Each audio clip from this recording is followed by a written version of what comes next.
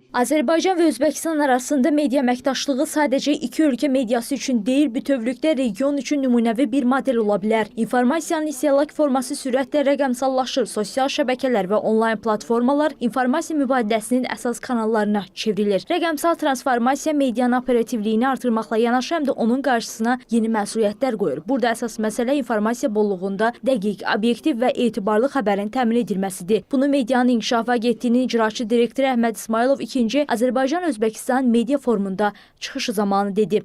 Texnoloji inkişaf özü ilə birlikdə sərhədləri aşan, ölkələrin informasiya mühitini çirkləndirən nüanslar da gətirməkdədir. Bu kontekstdə dezinformasiya qarşı mübarizə ölkələrimiz üçün prioritet təşkil edən məsələlərdəndir. Xatırlayırıq ki, forum çərçivəsində aparılan müzakirələrdə bu məsələlər ətrafında maraqlı fikirlər səslənmiş, atılacaq addımlarla bağlı praktik tövsiyələr verilmişdir. Bu dəfəki forumumuz da media gündəmin daim diqqətə saxladığı və jurnalistikanın müasir inkişaf tempinə irəli gələn mövzuya, rəqəmsal transformasiya və media məsələsinə həsr olunmuşdur.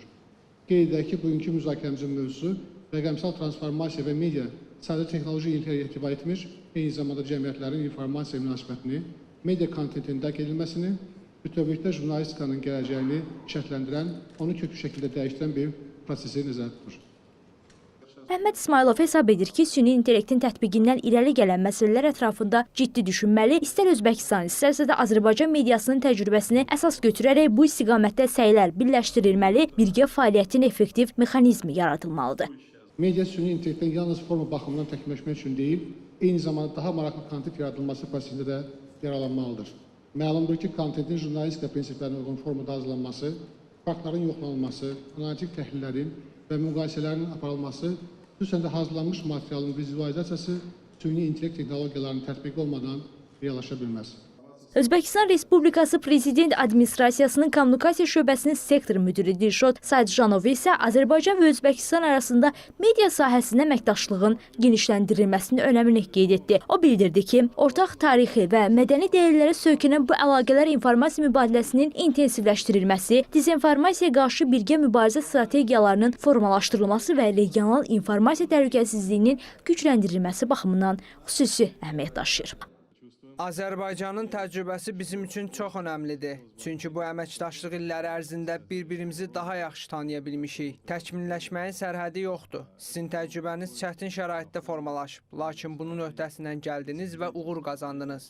Müvafiq olaraq sizin kütləvi informasiya vasitələriniz hələ bizdə olmayan xüsusi təcrübəyə malikdir. Əldə etdiyiniz praktik bacarıqlar, yaratmağı və dünya səviyyəsində ötürməyi öyrəndiyiniz kontent bizim üçün son dərəcə vacibdir.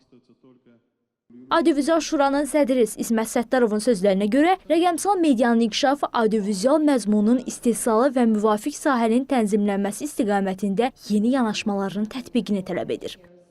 Xüsusən bugünkü dövrdə rəqəmsal transformasiya, informasiya təhlükəsizliyi və media dayanıqlığı məsələlərin ön plana çıxdığı bir vaxtda ölkələrimizin bu sahədə birgə fəaliyyət göstərməsi olduqca əhəmiyyətlidir.